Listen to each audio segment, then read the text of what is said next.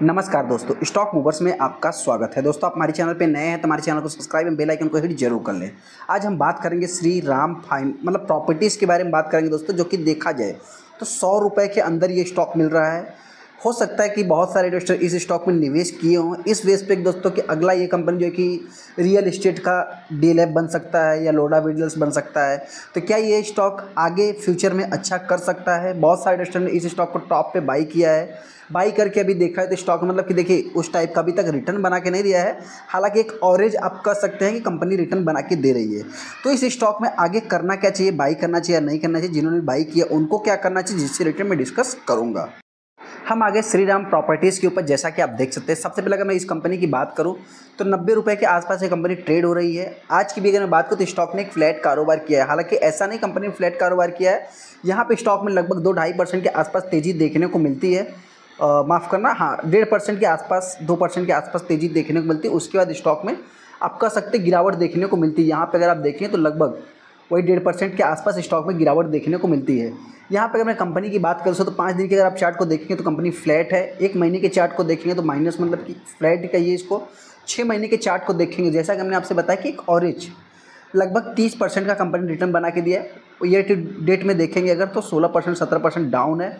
1 साल में देखेंगे 31% और 5 साल की अगर बात करूँ तो कंपनी जब से मार्केट में आई हुई है, आपसे बताना चाहते हैं तब से ये कंपनी मतलब कि अभी तक कुछ भी रिटर्न बना के नहीं दिया। लेकिन हाँ, इंपॉर्टेंट चीज़ क्या है दोस्तों कि स्टॉक में तेज़ी देखने को मिलती है। वापस गिरावट, अगेन तेज़ी, वापस गिरावट, अगेन तेज़ी, वापस गिरावट, अगेन तेज़ी। ये चीज़ भी आपको थोड़ा सा नोटिस करना चाहिए। देखिए दोस्तों, कंपनी जो है कि डीएलएफ बने या लोधा बिल्डर्स बने ऐसा नहीं है। इसको तो हम आगे जो कंपनी बिजनेस किस टाइप का करती है, रियल इस्टेट में किस टाइप से वर्क करती है, कहाँ कहाँ पे कंपनी का वेस है, तो उसको थोड़ा सा अपन आगे डिटेल्स में डिस्कस करेंगे। लेकिन हाँ, सबसे पहले अगर मैं इस स्टॉक के वैल्यूम की बात करूँ तो वैल्यूम इतना कुछ खास नहीं, 3.25 लाख का टोटल वैल्यूम है, जिसमें 50% माल उठाया गया है। यहाँ पे अगर मैं बात करूँ तो कंपनी का जो 138 का हाई के बाद 63 का कंपनी ने लो भी लगाया है। यहाँ पे ये कंपनी एक स्मॉल कैप टाइप की कंपनी है, तो ऐसे में कुछ अगर मैं डैशबोर्ड की बात करूँ या अनाउंसमेंट की अगर मैं बात करूँ तो आप कह सकते हैं कि यहाँ पे जो प्रेस रिलीज करके कंपनी ने कुछ इनका जो कि पुराना 5 सितंबर का न्यूज़ देखने में श्री राम प्रॉपर्टीज़ जो कि हैज़ बीन एक्सचेंज को जो कि इन्फॉर्म किया था अंडर 30 के सेवा के थ्रू, जो कि बेंगलुरु, नॉर्थ बेंगलुरु मतलब कंपनी का कुछ एक इनका जो कि JDA करके साइन है। आप यहाँ पे देख भी सकते हैं JDA करके फॉर द प्राइम लोन से रिलेटेड, जो कि नॉर्थ बेंगलुरु मतलब देखिए सबसे पहले कंपनी जिस टाइप का बिजनेस करती है इसमें एक हाईली फंड की ज़रूरत पड़ती है। तो उस हिसाब से अगर मैं बात करूँ तो आप कह सकते हैं सबसे पहले ये कंपनी एक श्री राम ग्रुप को बिलोंग करती है। श्री राम ग्रुप दोस्तों बताना चाहते हैं कि एक बड़ा ग्रुप है, कोई छोटा मोटा ग्रुप नहीं है। कंपनी करती क्या है, किस टाइप का बिजनेस करती है दोस्तों, तो रियल इस्टेट से रिलेटेड लीडिंग रेसिडेंशियल से related real estate develop companies in south India, जो कि बेंगलुरु साइड में आप कह सकते हैं मतलब साउथ इंडियन साइड में आप कह सकते हैं कि वहाँ पे कंपनी का काम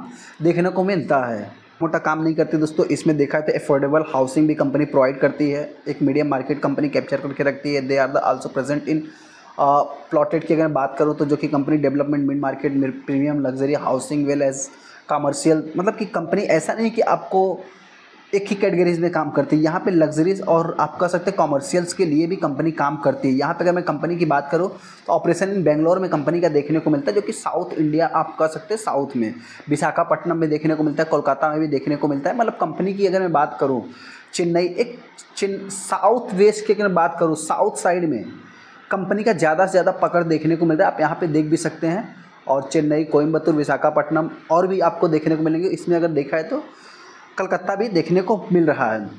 हालांकि दोस्तों बहुत ज़्यादा डीप में जाने की जरूरत नहीं, एक ही स्मॉल कैप टाइप की कंपनी देखिए इसके भी ग्रो होने के चांस हैं। इंपॉर्टेंट चीज़ क्या है दोस्तों कि ये रियल इस्टेट को बिलोंग करती है कंपनी। हाँ, इसमें थोड़ा सा क्या है कि फ़ंड की बहुत ही ज़्यादा रिक्वायरमेंट होती है। उसमें देखा है तो पी भी कंपनी का एफोर्डेबल है। इंडस्ट्रीज पी से देखा है तो कंपनी का लगभग आप 19 का देखने को मिल जाएगा। बुक वैल्यू, डिविडेंड कंपनी कुछ पे करती नहीं, ROC सिंगल डिजिट में है। फेस वैल्यू आज भी 10 का देखने को मिलता है। हालांकि इंपॉर्टेंट चीज़ क्या है दोस्तों कि यहाँ पे जो प्रमोटर के शेयर होल्डिंग्स है वो भी देखा है तो प्लेस नहीं है। प्रमोटर भी मतलब कि कुछ भी इतना प्लेस देखने को मिलता नहीं है। एक इंटरप्राइज वैल्यू की बात करें तो कंपनी 1500 करोड़ की है, और उसके ऊपर जो कि मतलब डेट भी देखने को मिल जाता है 500 करोड़ के आसपास। यहाँ पे अगर मैं बात करूँ तो सबसे पहला जो शेयर होल्डिंग पैटर्न है दोस्तों, प्रमोटर के पास 28% के आसपास स्टेक देखने को मिलता है, जो कि पहले से ही है। अभी तक उनके पास वही स्टेक देखने को मिल रहा है। FIs ने कुछ सेलिंग किया है। DIS की बात करें तो DIS ने जो कि बाई किया है।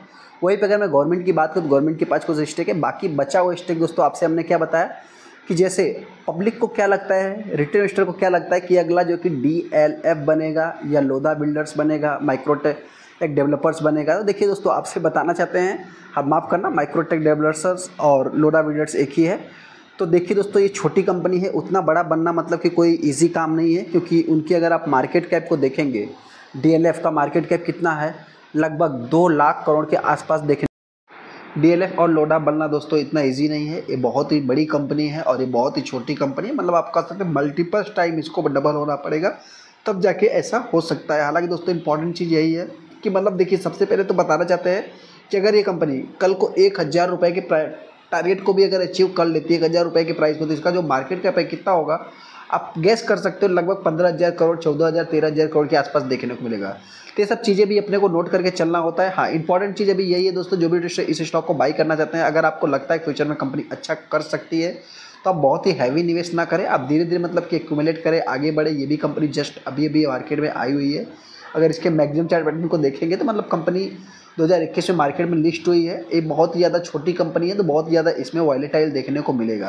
उस हिसाब से जो भी इन्वेस्टर इस स्टॉक को बाई करेगा, मेरी तरफ से कोई भी रिकमेंडेशन नहीं। हाँ, इतना ही कहना चाहते हैं, अगर आप इस स्टॉक को इस प्राइस पे बाई करते हैं तो आने वाले समय में ये कंपनी हो सकता है कि मेरे पॉइंट से लास्ट 100 रुपये के ऊपर भी जा सकती है। ऐसा क्यों? क्योंकि इस समय देखा तो जो मतलब सीमेंट पे और बहुत सारा मतलब कि GST जो अभी रेट कट्स हुए हैं, उसके कारण आप कह सकते हैं कि ये स्टॉक थोड़ा सा आगे आने वाले समय में परफॉर्मेंस अच्छा कर सकता है। तो हालांकि फ्यूचर की बात होगी दोस्तों, फ्यूचर में क्या होगा क्या नहीं होगा तो फ्यूचर की बात है, लेकिन हाँ गिरावट के लिए भी आपको रेडी रहना पड़ेगा। आने वाले समय ये कंपनी हो सकता है कि मेरे पॉइंट से 60 से 65 रुपये के बीच में भी ट्रेड कर सकती है। आपको क्या लगता है कि आप उनको कमेंट कर सकते हैं। चलिए तो बड़ी अच्छी वीडियो को लाइक कर दें, चैनल को सब्सक्राइब कर दें। थैंक यू दोस्तों।